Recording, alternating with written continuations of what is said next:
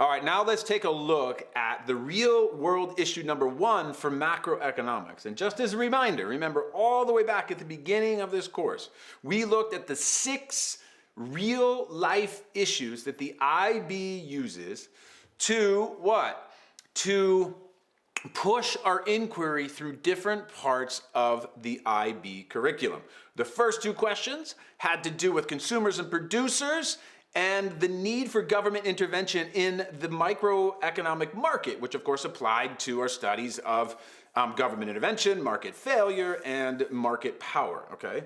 Now that we're in macroeconomics, the next 2 questions are going to be relevant to our macroeconomic studies, okay? So let's take a look at the real world issue number 1 for macroeconomics, okay? The question is, why does economic activity vary over time, and why do we care?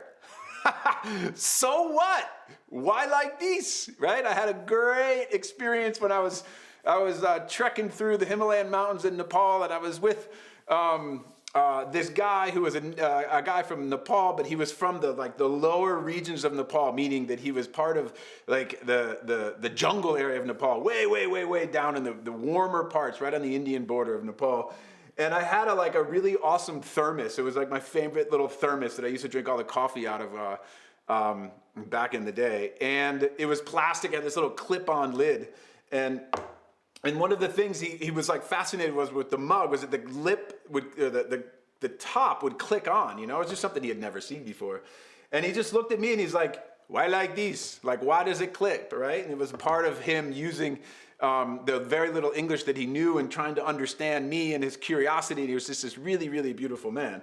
But when we're talking about macroeconomics, like, why like these? Why does economic activity vary over time? Like, that's a really interesting question that most people don't really think about, right? And then why do we even care, right? Why do we even care? Well, our studies of macroeconomics are going to show us why we care. It's going to show us how what governments do and what happens in the market is critical to our daily lives. Unemployment rates, inflation rates, economic growth, equity, and the way in which money is distributed throughout an economy affects us daily. And that's what's so cool about economics, because it just applies to everything, okay? But what are some of the conceptual understandings that the IB wants us to have in our mind when we think about that question, right? That question, like, why does economic activity vary over time and why do we even care? Okay, why like these? All right. Change in the conditions of the demand and supply sides of the economy can cause economic activity to vary over time. That's a statement. That is true. That is why economic activity varies over time. And we're going to be able to understand, or you're going to be able to understand exactly why that is. Whew, it's so cool, man, as we go through this unit, okay? Number 2, conceptual understanding. Fluctuations in economic activity impact the economic well-being of individuals and societies. I was touching on that, right? And then lastly, different schools of macroeconomic thought identify different causes and offer different solutions for macroeconomic problems.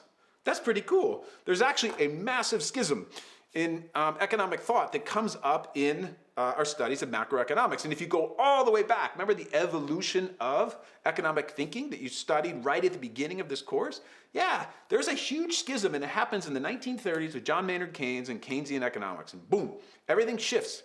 And that schism, which is just that split in the economic thought about the importance of supply side versus support of demand side. I mean, Keynes was all about demand side, is going to rage back into our studies here. And actually, it's never been resolved. There are 2 macroeconomic equilibrium diagram. One's the neoclassical model, yay, and one supply. And the other is Keynes, the Keynesian model, which is centered around demand, okay? So those are the conceptual understandings, and you probably noticed that's yellow, and that means that these are somehow tied into, you know it, the 9 central concepts of scarcity, choice, efficiency, equity, economic well-being, sustainability, change, interdependence, and intervention, which are the 9 central themes of IB economics. And that is the lenses through which we look at all real-life situations, okay? Critical stuff, really important stuff. So there's the first real-life issue that we are going to look at, and this is going to apply, by the way, this is going to apply to our studies of the overall level of economic activity, aggregate demand, aggregate supply, macroequilibrium, and the 5 major macroeconomic objectives of economic growth, low unemployment, low and stable rate of inflation, and an equal distribution of income through taxation in a society so that all people can have equal opportunity in their society. All right? We got all that ahead of us. It's pretty cool. It's pretty cool. Pretty cool. Pretty cool. Macroeconomics is like super mind-blowing to a lot of students, and it's an honor to be here with you. We'll see you in the next one.